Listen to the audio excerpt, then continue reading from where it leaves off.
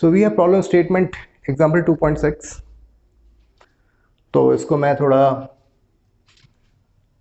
थोड़ा सा इलस्ट्रेट किया हुआ है।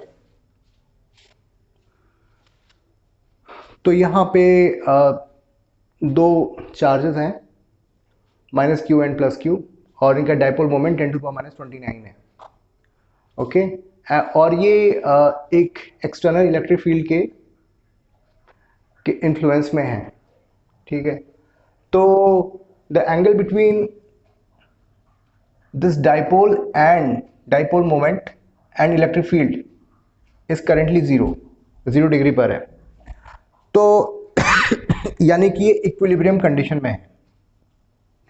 तो इस सिचुएशन में हमारा जो इनिशियल एनर्जी होगी वो माइनस पी डॉट ई होगी और पी कॉस थीटा। अगर एंगल 0 है then it comes out to be minus P. Okay,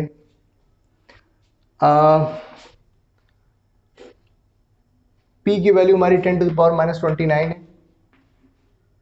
into electric field 10⁻⁶। ठीक है, ये हमारी एक मॉलिक्यूल ऑफ सब्सटेंस की हमारी एनर्जी हुई।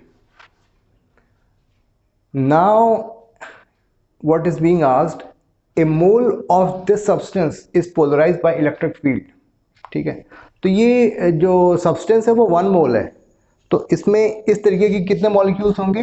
6 इंटू 10⁻23 एवोगाड्रोस नंबर, राइट?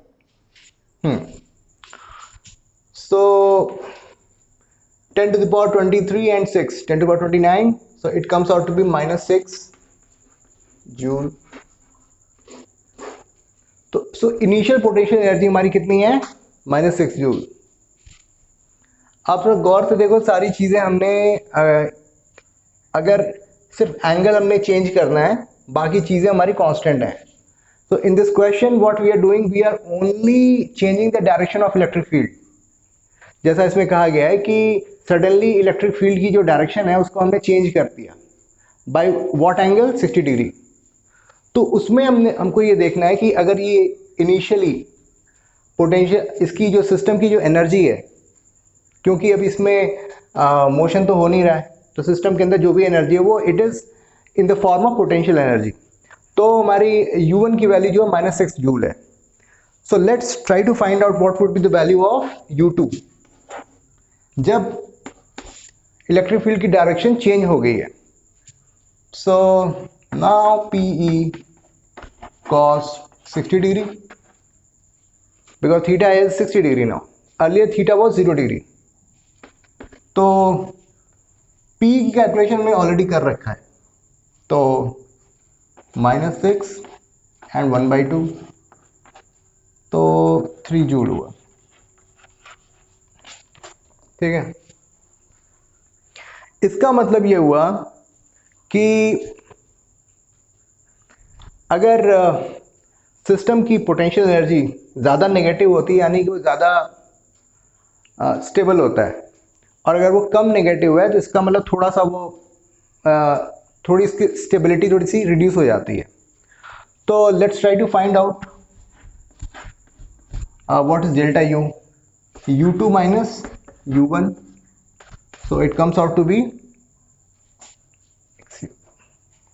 -3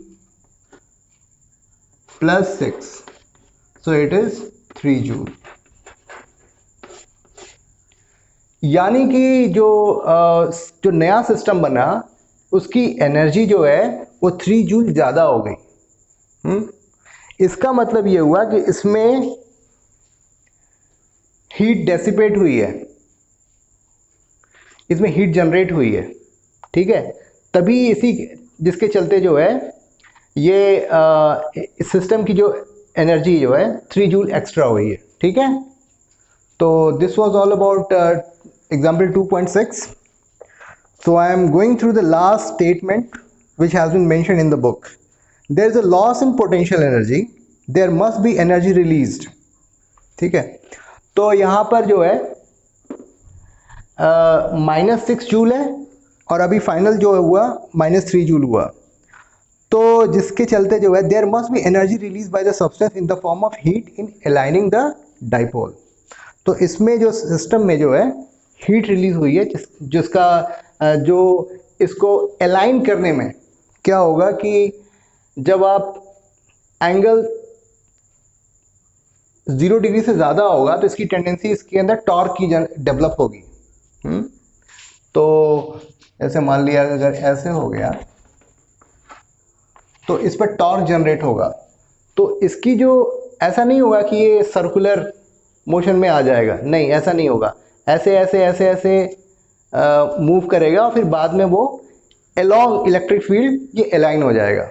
ठीक है, तो इस प्रोसेस में हीट जो जनरेट हुई that is equivalent to 3 joule.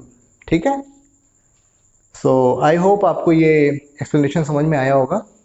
Thank you very much.